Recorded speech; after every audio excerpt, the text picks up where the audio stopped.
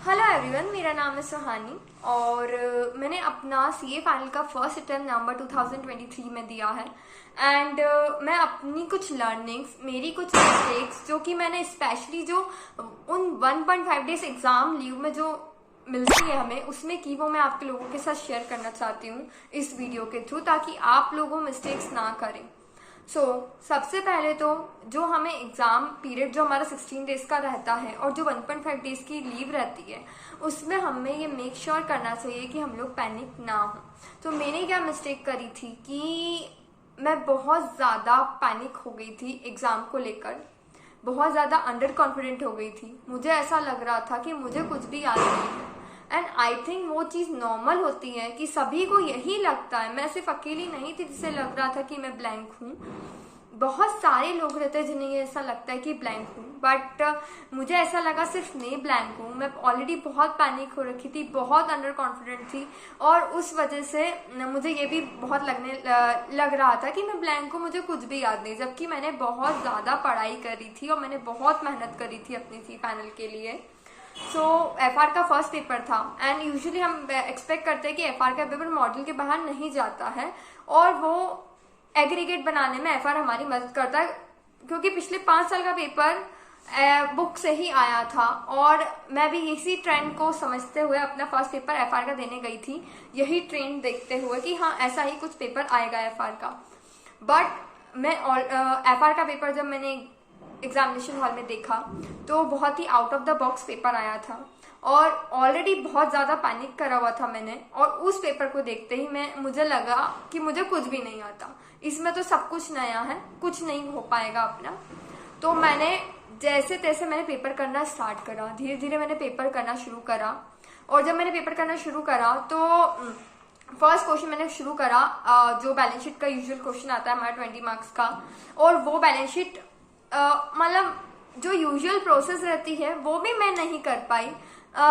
मतलब इतना ज़्यादा स्ट्रेस ले लिया उस चीज़ का, इतना ज़्यादा घबरा के मैं चीज़ें कर रही थी कि मतलब नॉर्मल जो मुझे बैलेंस शीट बनाने के लिए हम जैसे गुडविल निकालते हैं and pre acquisition post acquisition reserve निकालते हैं, जो चीज़ें करना है वो भी मैं नहीं कर रही थी मैं।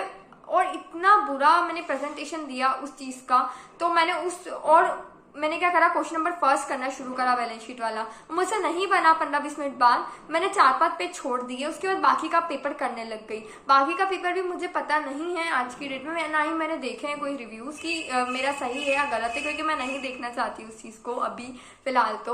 तो मैंने उसको छोड़ दिया। और उसके बाद लास्ट में जब मेरा सारा पेपर करके आई, लास्ट में मैंने बैलेंस शीट का क्वेश्चन करना शुरू करा, तो वो मैं गलतियां हो गई थी उसमें पहले से, और उसमें और होच पोच करके मैंने बिल्कुल बकवास सा प्रेजेंटेशन दिया और ना तो बैलेंस शीट मैच हुई और पता नहीं कितने लाखों का मेरा डिफरेंस आ गया दोनों बैलेंस शीट में, और मैं परफॉर्म नहीं कर पाई उस बैलेंस शीट का क्वेश्चन, और ना ही मेरा एफआर का पेपर इतना खास गया कुछ। तो उस एफआर के पेपर का मैंने जो इफेक्ट था वो अपने पूरे फर्स्ट ग्रुप पे दे दिया, क्योंकि एफआर का पेपर मैंने एक्सपेक्ट नहीं करा था बहुत बुरा जाएगा, वो बहुत बुरा गया। और उसके बाद जब मैं एसएफएम का प्रिपेयर कर रही थी, so I was thinking about FR. पूरे एसएफएम का प्रिपेयर करते समय 1.5 डेज में मैं एफआर के बारे में सोच रही थी ना। तो मैं एसएफएम उस वजह से ढंग से मतलब पढ़ा तो सही, फिर भी मैं पढ़ रही थी, बट वो एक इफेक्ट जो होता है ना उस चीज का, तो अगर आपका कोई सा भी पेपर बुरा जाए तो उसका इफेक्ट बाकी पेपर्स पे ना जाने दे, ये सबसे पहली लर्निंग है। उसके बाद एसएफएम का पेपर मैंने दिया, मैं और पैनिक हो गई थी फर्स्ट पेपर देने के बाद, और कॉन्फिडेंस डाउन, और मुझे लगने लगा कि अब तो अपन ब्लैंक के, अपन को और नहीं आता है। एसएफएम के पेपर में मैंने फर्स्ट 3 मिनट्स में क्या मिस्टेक करी, मैंने देख लिया कि हाँ अपन को सिलेक्ट, मतलब मैं इतना घबरा के चीजें कर रही थी कि मैं फर्स्ट 15 मिनट्स को भी यूटिलाइज ढंग से नहीं कर रही थी उस समय।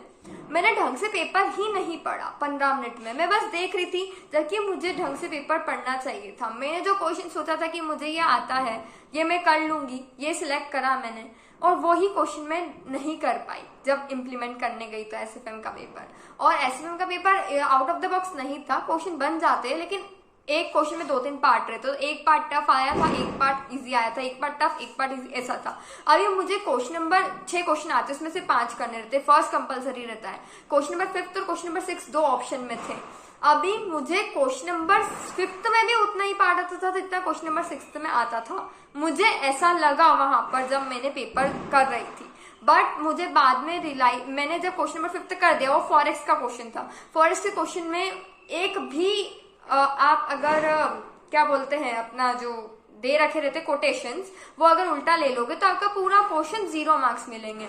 और जबकि क्वेश्चन 6 में मेरे को फर्स्ट पार्ट पूरा आता था 8 मार्क्स का, और मैं कर सकती थी वो पार्ट, लेकिन मैंने अपना वहां पर वो होता है ना कि इतना आप उस प्रेजेंस ऑफ माइंड आपका रहता नहीं है 3 घंटे में, और आप इतना जितना ज्यादा पैनिक करोगे उतना ज्यादा आपके लिए मुश्किलें और खड़ी होंगी। और मैंने क्वेश्चन नंबर 6 करना था, जबकि मुझे क्वेश्चन नंबर 6 में क्वेश्चन नंबर 5 से ज्यादा आता था, ये मुझे बाद में जाके रियलाइज हुआ।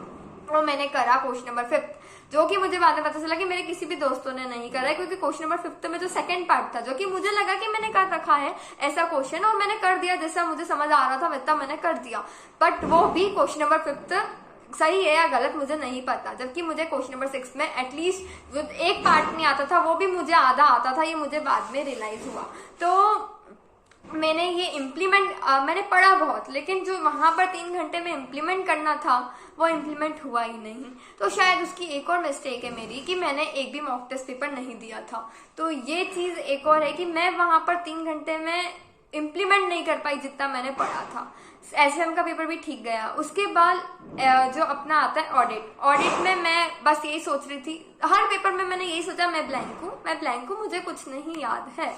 मैंने ऑडिट का पेपर दिया, ऑडिट का पेपर मेरा ठीक ठाक गया है, मतलब इतना बुरा नहीं गया, इतना अच्छा भी नहीं गया है। पॉइंट्स वहां पर याद आने चाहिए। ऑडिट में पॉइंट्स एज इट इज लिखने के मार्क्स भी मिलते हैं, मन से लिखने के मार्क्स नहीं मिलते हैं, जैसा कि आप लोगों को पता है। तो ऑडिट का पेपर मेरा ठीक ठाक गया। लॉ का पेपर था, लॉ में I was again thinking blank अपन।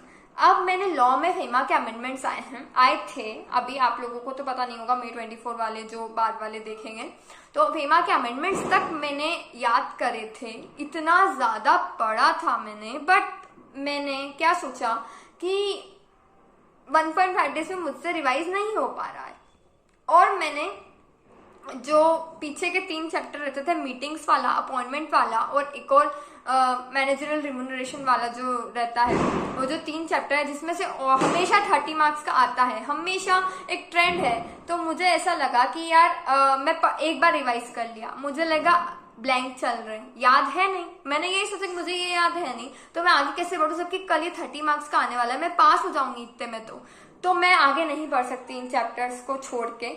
तो मैं फिर से वही चैप्टर तीनों पढ़ने लगी जो मैं एक बार ऑलरेडी रिवाइज कर चुकी हूँ। अब मैं ये डिसाइड नहीं कर पा रही थी कि मैं वीडियो देख के पढूं या खुद से पढूं, तो I was confuse in between them. तो मैंने एक बार वीडियो देख ली मॉर्निंग में उठ के, और मैं शाम को फिर उन्हीं 3 चैप्टर को लेके खुद से पढ़ने बैठ गई।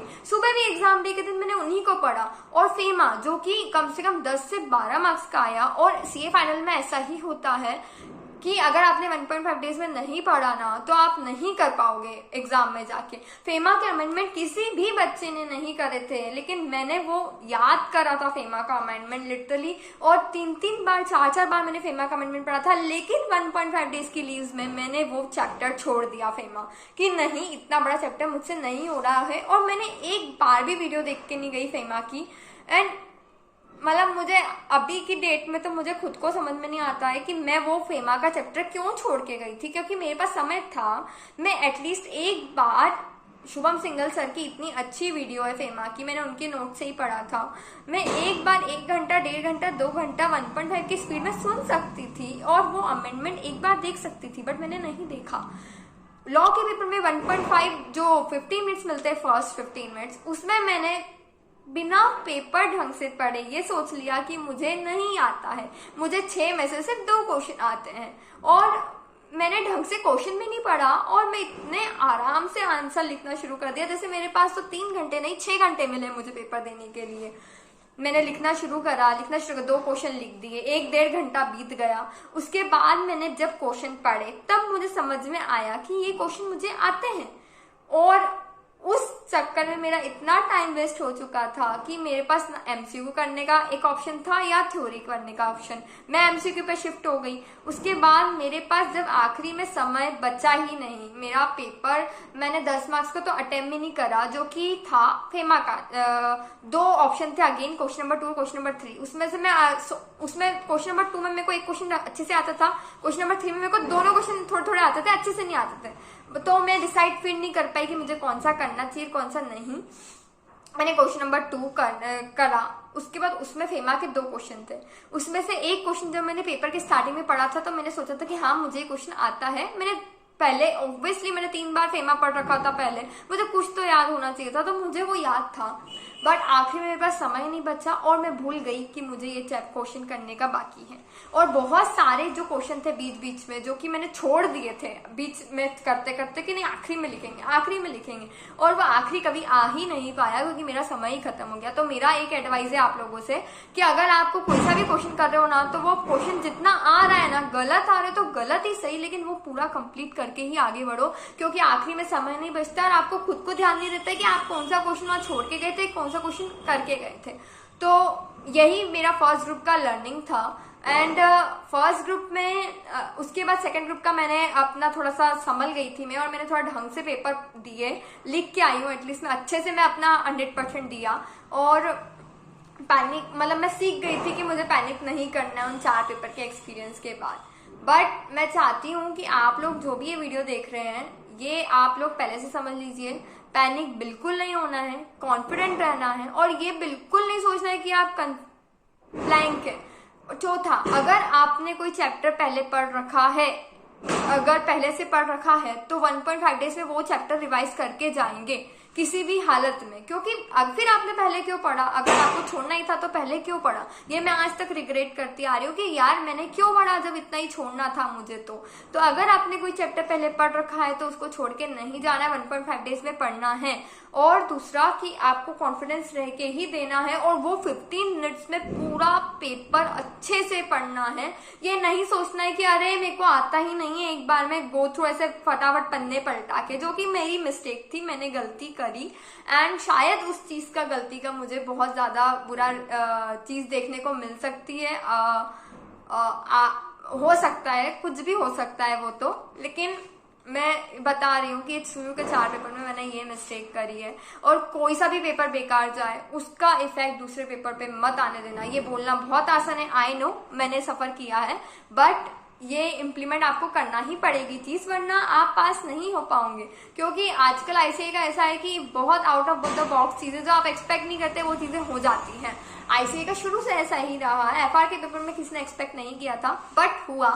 तो मेरा यही सजेशन है कि कुछ भी हो अपने बाकी पेपर पे उस चीज का इफेक्ट मत आने देना, और ताकि आपको ये बाद में रिग्रेट ना रहे कि आप आते हुए भी चीजें ना करके आए।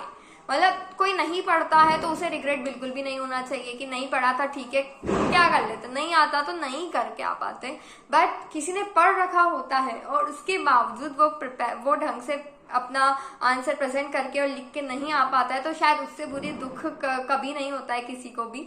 तो वो चीज मेरे साथ हुई है कि मैं आते हुए भी चीजें पैनिक अपनी गलती की वजह से, अपनी गलतियों की वजह से मैं नहीं कर पाई, ढंग से क्वेश्चन नहीं पढ़े। फर्स्ट 15 मिनट्स में क्वेश्चन पढ़ना बहुत जरूरी है ढंग से।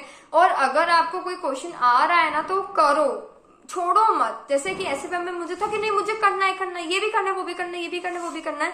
म्यूचुअल फंड का एक इतना सिंपल सा क्वेश्चन आया था, वहां पर मैं उस समय मेरा दिमाग चला ही नहीं कि मुझे वो कैसे करना है। लिटरली मैंने एग्जाम देने के बाहर, हॉल से बाहर आके वो क्वेश्चन देखा एंड मुझे 1 मिनट भी नहीं लगा उसको समझने में कि अच्छा मुझे इसमें ये करना था। और जो मैं उसमें वहां एग्जाम में करके आई हूँ उसके लिए मुझे मिलने वाले हैं 0 मार्क्स, क्योंकि मैं पूरी तरीके से उसको गलत करके आ चुकी हूँ। मेरा दिमाग ही नहीं चला वहां पर 3 घंटे में, क्योंकि मेरी एक थॉट प्रोसेस ऐसी बना ली थी मैंने मन में कि मुझे याद नहीं है, मुझे नहीं आता, मैं तो ब्लैंक हूँ, मैं नहीं कर पाऊंगी। Everything was negative. सब कुछ नेगेटिव मैंने अपने अंदर ले लिया था, और वो शायद एक एफआर का एक इफेक्ट था कि यार नहीं हो पाएगा अब तो अपने से, तो वो चीज़ मैंने ले ली थी और उस वजह से मैं आते हुए चीज़ें परफॉर्म करके नहीं आ पाई। तो ये सब चीज़ें आप लोगों को नहीं करनी है। ये थी मेरा एक्सपीरियंस, ये थी मेरी लर्निंग जो कि मैंने अपने फर्स्ट ग्रुप का एग्ज़ाम दे के ली है।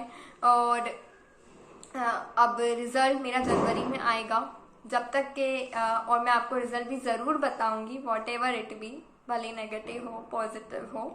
And work hard, stay consistent, और अगर आप कंसिस्टेंट हैं 6 महीनों में इजीली हो जाएगा। बिल्कुल पैनिक मत कीजिएगा, आपने अगर पढ़ाई करी ना तो होगा, और पैनिक बिल्कुल मत कीजिएगा, क्योंकि ये सबसे सबसे बुरी चीज़ है जो आपको डुबा के रख देगी। भले आप कितना ही पढ़ लो, 16 दिन में नहीं कर पाए ना कॉन्फिडेंटली, वो 3 घंटे में नहीं कर पाए ना अपना डिसीजन मेकिंग और सब कुछ ढंग से, तो सब कुछ व्यर्थ हो जाता है।